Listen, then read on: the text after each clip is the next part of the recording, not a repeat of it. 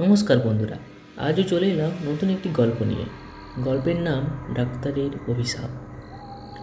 সোনাদিঘি গ্রামটি যেন এক অত্যন্ত গোধূলির আবরণে ঢাকা।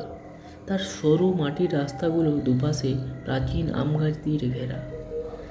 তাদের ডালপালাগুলো কঙ্কালের হাতের মতন একে অপরের সঙ্গে জড়িয়ে আছে। যখন ডাক্তার অনির্বাণ মজুমদার গ্রামে এসে পৌঁছালেন, প্রথমে তাকে যে জিনিসটা চমকে দিল তা হলো নীরবতা। এমন এক গভীর নীরবতা যা কেবল শব্দের অনুপস্থিতি নয়, যেন তার নিজেই এক উপস্থিত আছে। তাকে এখানে পাঠানো হয়েছে গ্রামের পুরনো সরকারি চিকিৎসালয়টি আবার চালু করার জন্য, যা গত 20 বছর ধরে পরিত্যক্ত হয়ে আছে। শেষ ডাক্তার প্রণব সেনের রহস্যময়ভাবে নিখোঁজ হওয়ার পর থেকে এই অবস্থা। অনির্বাণ একজন যুক্তিবাদী শহুরে মানুষ।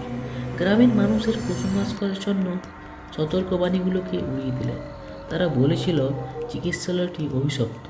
চিকিৎসালয়টি নিজেই ছিল একটা পচা জীর্ণ বাড়ির মতো, লতাপাতায় ঢাকা আর স্যাঁতস্যাঁতে, মাটির গন্ধে ভরপুর। যখন তিনি পরিষ্কার করতে শুরু করলেন, পরীক্ষা করার ঘরে বন্ধ কাঠের দরজার পিছন থেকে একটা হালকা খসখসে শব্দ ভেসে এলো। সেদিন রাতে একটা নরম করুণ কণ্ঠস্বর তার জানলার বাইরে থেকে তার নাম ধরে ফিসফিস করে ডাকছিল, অনির্বাণ, ডাক্তার অনির্বাণ। তিনি বাইরে উকি দিলেন, কিন্তু শুধু গাছের নড়াচড়া করা ছায়া দেখতে পেলেন। তিনি নিজেকে বোঝালেন যে এটা তার মনের ভুল। পরের দিন এক জ্বরে আক্রান্ত যুবককে তার কাছে নিয়ে আসা হলো, কিন্তু ছেলেটির বাবা তাকে টেনে নিয়ে গেল। চিকিৎসা করে বললেন, না ডাক্তার, আমরা আপনাকে ওকে ছুঁতে দেব না, আপনি মৃত্যুর দূত।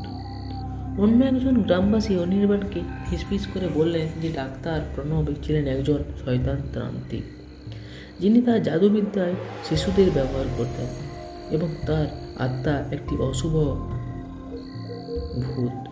চিকিৎসালয়টি দখল করে আছে নতুন শিকারের সন্ধানে। অনির্বাণ হতবাক হয়ে গেল। তার মনে পড়ল ডাক্তারি পড়ার সময় শোনা একটি গল্পের কথা, যেখানে এক প্রতিভাধর কিন্তু নির্জন প্রকৃতির ডাক্তার প্রণব সেনের কথা ছিল। তিনি একটি বিরল গ্রীষ্মমণ্ডলীয় রোগের নতুন পরীক্ষামূলক চিকিৎসার অগ্রদূত ছিলেন, যা এই অঞ্চলে প্রচলিত ছিল। তিনি কি সেই একই মানুষ? যখন তিনি পুরনো স্যাঁতস্যাঁতে চিকিৎসালয়ের ফাইলপত্র ঘেঁটে দেখলেন, তিনি ডাক্তার প্রণবের বিস্তারিত রোগীর ফাইলগুলো খুঁজে পেলেন। তিনি জানতে পারলেন যে জ্বরে আক্রান্ত ছেলেটির রোগটি সেই একই রোগ যার উপর প্রণব গবেষণা করেছিলেন। অনির্বাণ বুঝলেন যে গ্রামবাসীদের ভয় কোনো অশুভ শক্তির জন্য নয়, বরং এক ভুল বোঝাবুঝির কারণে। পরীক্ষামূলক চিকিৎসাটি একজন শিশুর উপর ব্যর্থ হয়েছিল এবং গ্রামবাসীরা ভয় আর অজ্ঞতায় অন্ধ হয়ে ডাক্তারের বিরুদ্ধে চলে গিয়েছিল।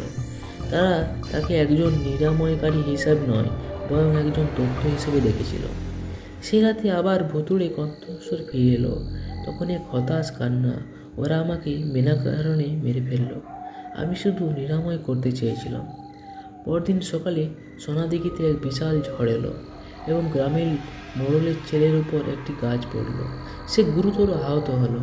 গ্রামের পুরনো বৈদ্য, যিনি প্রণবের বিরুদ্ধে গুজব ছড়িয়েছিলেন, তিনি ছিলেন অসহায়। হতাশায় মুহূর্তে গ্রামবাসীরা অনির্বাণের কাছে ছুটে এলো।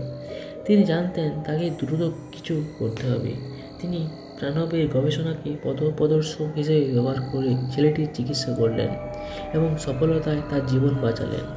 ঝড় শান্ত হলে এবং গ্রামবাসীদের বিশ্বাস অর্জন করার পর অনির্বাণ তাদের সবাইকে জড়ো করে সত্যটা খুলে বললেন।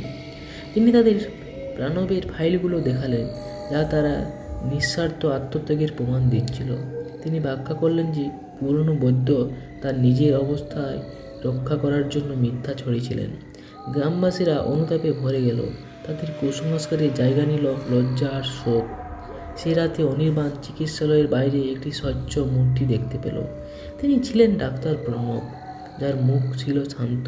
তিনি কিছু বললেন না, শুধু ধীরে ধীরে মাথা নাড়লেন, একটি কৃতজ্ঞতা প্রকাশ করে।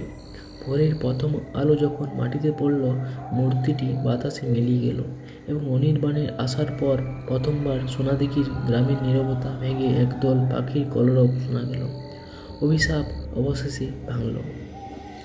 আজকের গল্পটি এ পর্যন্ত। এরকম আরও অনেক ভৌতিক গল্প শুনতে আমাদের চ্যানেলটি সাবস্ক্রাইব করে পাশে থাকুন। দেখা হচ্ছে পরের কোনো গল্পে। ধন্যবাদ।